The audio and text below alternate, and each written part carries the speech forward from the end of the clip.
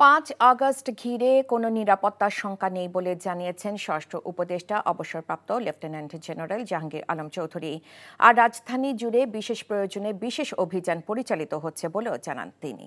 দুপুরে সচিবালয়ে এসব বলেন তিনি। রিপোর্ট করছেন রকনউদ্দিন।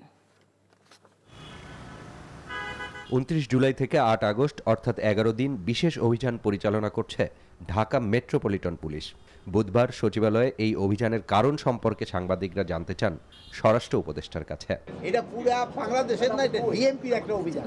বিভিন্ন সময়ে বিভিন্ন প্রয়োজনে বিভিন্নটা করা হয়। 5 আগস্ট ধরে কোনো ধরনের কোনো নিরাপত্তার কোনো সমস্যা নেই, সবকিছু আল্লাহ দিলে ভালোভাবে। রংপুরের গঙ্গাচড়ার ঘটনায় দোষীদের আইনের আওতায় আনা হবে বলেও জানান তিনি।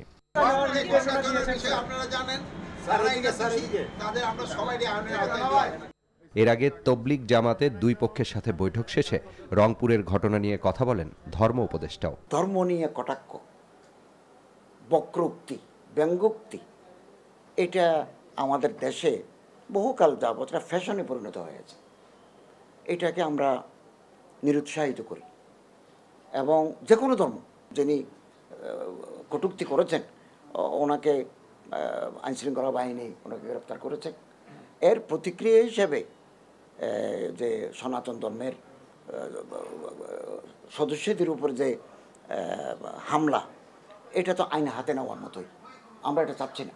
এবং আইনশৃঙ্খলা রক্ষাকারী বাহিনীর পক্ষ থেকে বলা হয়েছে কেউ যদি স্পেসিফিকলি মামলা করেন ওনারা তখন কারা হামলাকারী তাদেরকে চিহ্নিত করবেন।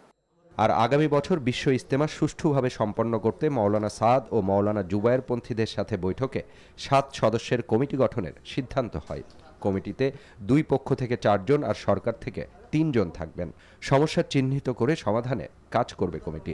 বিশ্ব ইজতেমা 2 ধাপে নাকি 1 ধাপে হবে তাও কমিটি ঠিক করবে বলে জানান ধর্ম উপদেষ্টা। গত বছর একটা হত্যাকাণ্ড সংঘটিত হয়েছে, এরকম পরিস্থিতি যাতে আগামী দিনে না হয়, পুনরাবৃত্তি না ঘটে, এ ব্যাপারে আমরা উভয় পক্ষের সহযোগিতা চেয়েছি। রকনউদ্দিন, এনটিভি নিউজ, ঢাকা।